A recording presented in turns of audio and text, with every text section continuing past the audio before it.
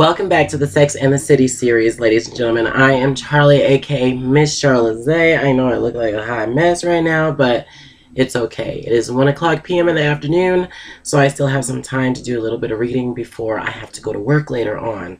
Now, I wanted to bring this up real quick because it's very interesting. Chapter 1 has a total of 22 views on it.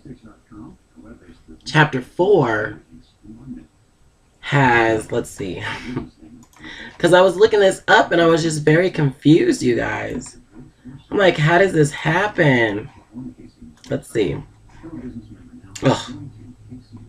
Anyway, it was, Chapter 1 had like 22 views on it. And Chapter 4, I believe, had 93 views on it. So it's kind of as if people are just skipping around, like not reading, excuse me, not listening to chapters 1 through 4. Let's see.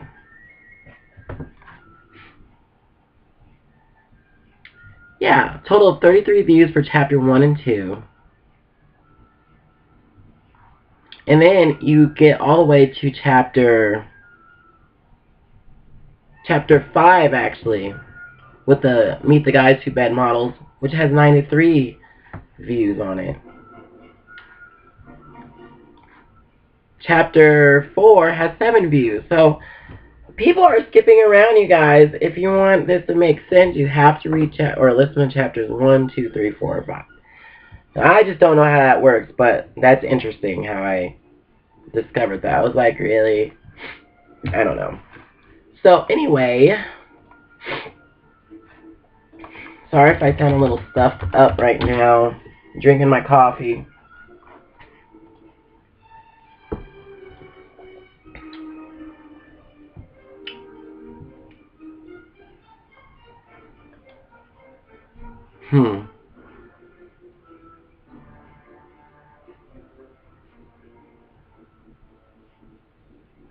Anyway, chapter 4 was about the modelizers. That's what we were reading about last time. So definitely go back. Check out the chapter if you have not seen it just yet. Anyway, we are moving on. Alright, that was chapter 5, yeah. We're moving on to chapter 6. This is New York's Last Seduction, Loving Mr. Big. Let me make sure I didn't... Okay.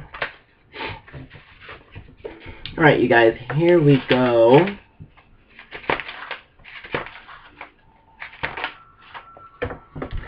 A 40-ish movie producer I'll call Samantha Jones walked into brewery bar.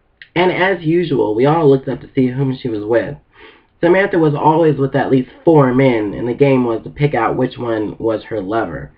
Of course, it wasn't really much of a game, because the boyfriend was too easy to spot. Invariably, he was the youngest and good-looking in that B-Hollywood actor kind of way, and he would sit there with a joylessly stupid expression on his face. If he had just met Sam, or a bored, stupid look on his face. If he had been out with her a few times. If he had, it would be beginning to dawn on him that no one at the table was going to talk to him. Why should they, when he was going to be history in 2 weeks? We all admire Sam. First of all, it's not that easy to get 25 young old guys when you're in your early 40s. Second, Sam is a New York inspiration. Because if you're a successful single woman in this city, you have 2 choices. You can beat your head against the wall trying to find a relationship, or you can say screw it and just go out and have sex like a man. Fuss, Sam. This is a real question for women in New York these days. For the first time in Manhattan history, many women in their 40s or their 30s to early 40s have as much money and power as men, or at least enough to feel like they don't need a man, except for sex.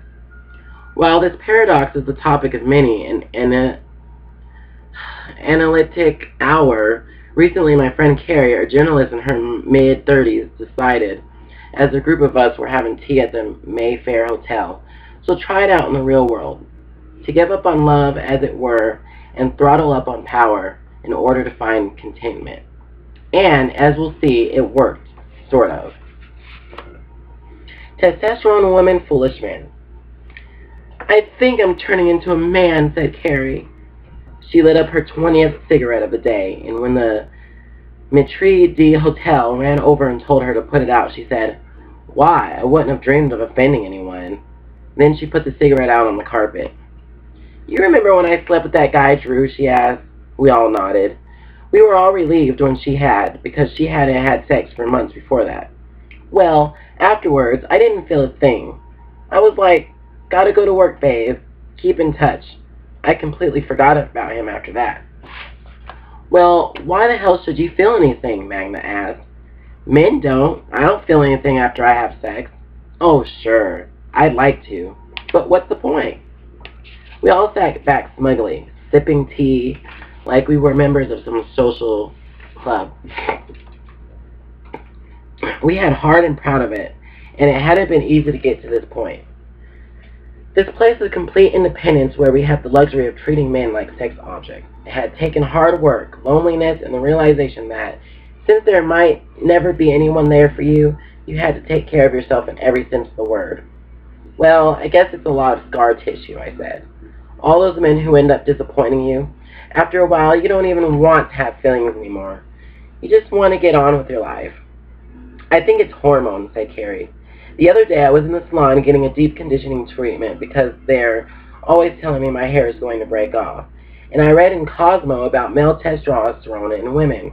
This study found that women have high levels of testosterone, are more aggressive, successful, have more sex partners, and are less likely to get married." There was something incredibly comforting about this information. It made you feel like you weren't a freak. "The trick is getting the men to cooperate," said Charlotte.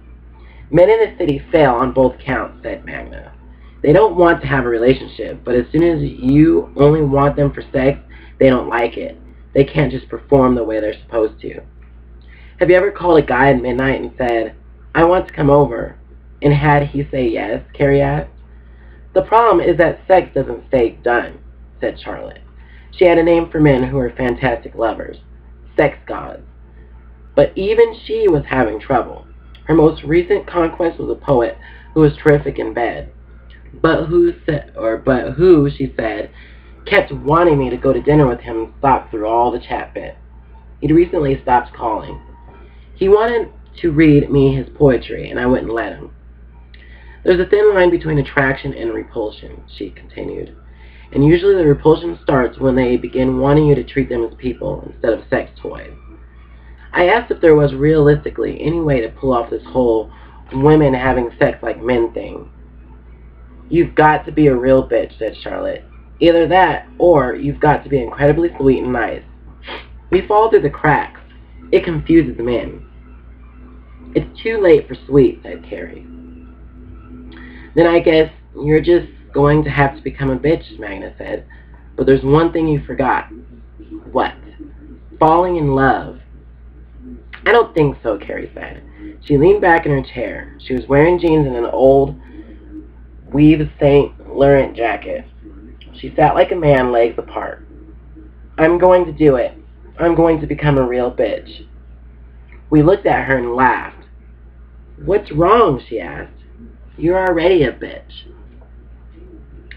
Alright, you guys, so apparently this next section is where she meets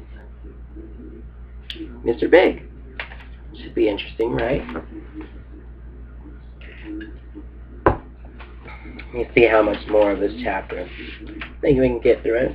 Alright, so meeting Mr. Big. As part of her research, Carrie went to see The Last Seduction at 3 in the afternoon. She had heard that the movie portrayed a young woman in pursuit of money and hot sex and absolute control, uses and abuses every man she meets, and never has a regret or one of those expected. "Oh my God, what have I done?" Carrie never goes to movies. She had a waspy mother who told her that only poor people with sick kids send their kids to the movie theaters. So it was a big deal for her. She got to the theater late, and when the ticket taker told her the movie had already started, she said, "Fuck you, I'm here for research." "You don't think I'd actually go to see this movie, do you?" When she came out, she kept thinking about the scene where Linda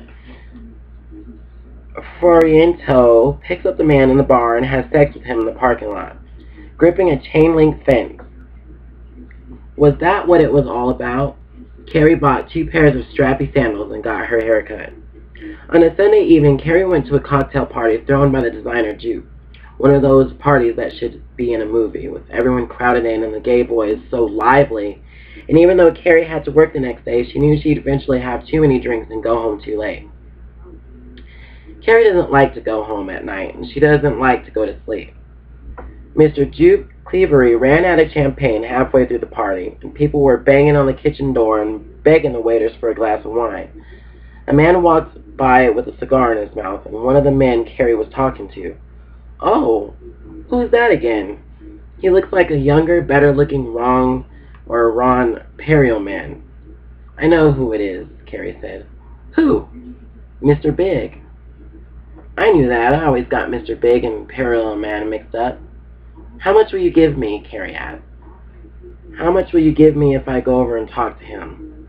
She does this new thing she's doing now with her short hair. She fluffs it up while the boys look at her and laugh. "You're crazy," they say. Carrie had seen Mr. Big once before, but she didn't think he'd remember her. She was in the office where she worked sometimes, and Inside Edition was interviewing her about some things she wrote about Chihuahuas. Mr. Big came in and started talking about the cameraman about how Chihuahuas were all over Paris, and Carrie leaned over and tightened the lace on her boot. At the party, Mr. Big was sitting on the radiator in the living room. "Hi," Carrie said. "Remember me?" She could tell by his eyes and that he had no idea who she was, and she wondered if he was going to panic. He twirled the cigar around the inside of his lips and took it out of his mouth. He looked away to flick his ash, then looked back at her. "Abso-fucking-lutely." Another Mr. Big at Elaine. "There's like something in my eye, shit." Carrie didn't run into Mr. Big again for several days. In the meantime, something was definitely happening. She bumped into a writer friend she hadn't seen for 2 months, and he said, "What's going on with you? You look completely different." "I do." "You look like Heather Locklear. Did you get your teeth fixed?" Then she was at Elaine's, and a big writer, big one, someone she'd never met, gave her the finger and then sat down next to her and said, "You're not as tough as you think you are." "Excuse me? You walk around like you're so fucking great in bed." She wanted to say, "I do," but instead she laughed and said, "Well, maybe I am." He lit her cigarette. "If I wanted to have an affair with you, it would have to last a long time. I wouldn't want a one-night stand." "Well, baby," she said, "you've got the wrong girl." Then she went to a party after one of those Peggy Siegel movie openings and ran into a big movie producer. Another big one, and he gave her a ride in his car to Bowery Bar. But Mr. Big was there. Mr. Big slid into the banquette next to her. Their sides were touching. Mr. Big said, "So, what have you been doing lately, besides going out every night?"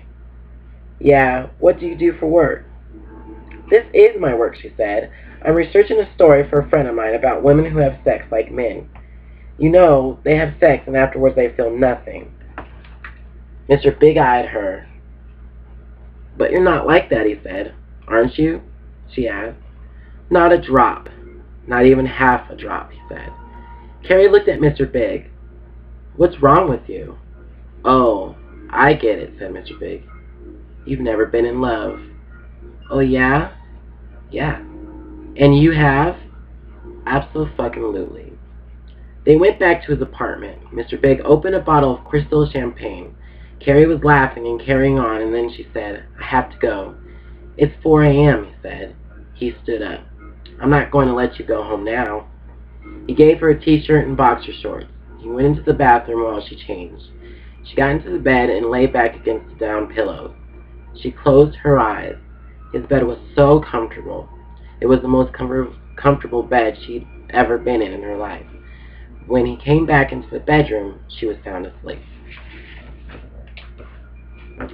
Alright, you guys, so coming up on the next video, I'm going to actually, I'm going to try to find the part in my DVDs where that scene actually happened, because that's definitely some lines that were said in the series. So I'm going to see if I can...